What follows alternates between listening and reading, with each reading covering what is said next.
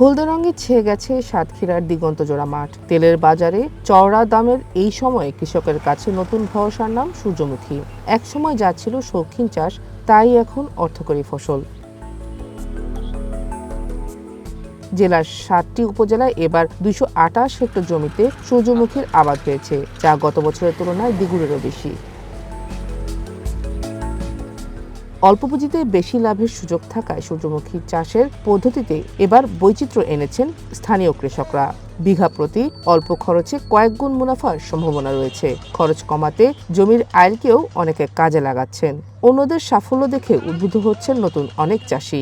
সার দিয়ে চাষ দিয়ে রোয়া দিয়ে বীজ পর্যন্ত আপনার ৮ থেকে ১০,০০০ টাকা খরচ হবে বিঘা প্রতি। ৪০ থেকে ৫০,০০০ টাকা বেচা কেনা হবে যদি ফসল ভালো হয়। যদি এতে লাভবান বেশি হয় এবার তাহলে আর আগামীতে বড় একটা লাগানোর ইচ্ছা। এখানে দেখছি সূর্যমুখী চাষ অনেক ভালো হচ্ছে এবং শোনা যাচ্ছে লোকের মুখে, এবং আমিও আশাবাদী আছি আগামীতে এই সূর্যমুখীর ফলন ভালো আছে এবং আমিও লাগাবো।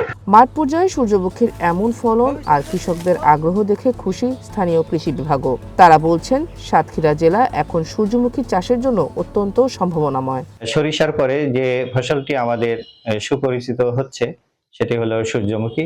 বিগত বছর এর আবাদ হয়েছিল ১০৭ হেক্টর জমিতে। এবার লক্ষ্যমাত্রা ছিল ১১৪ হেক্টর জমি, আমরা অর্জন করতে পেরেছি ২২৮ হেক্টর জমি, অর্থাৎ হলো ২০০% আমরা এবার অর্জন করেছি।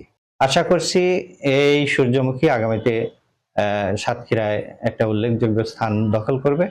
শ্যামনগর সহ সমগ্র জেলার ৭টি উপজেলাতেই এর চাষ হচ্ছে। সবচেয়ে বেশি চাষ হচ্ছে তালা এবং কলারোয়া উপজেলায়। তবে চাষিদের বড় দুশ্চিন্তা এখন উৎপাদিত বীজের ন্যায্য মূল্য আর বাজারজাতকরণ নিয়ে। সরকারি তদারকি ও কারিগরি সহায়তা অব্যাহত থাকলে লাভজনক এই সূর্যমুখী চাষ সাতক্ষীরার প্রান্তিক চাষিদের অর্থনৈতিকভাবে স্বাবলম্বী করে তুলবে বলে মনে করছেন সংশ্লিষ্টরা।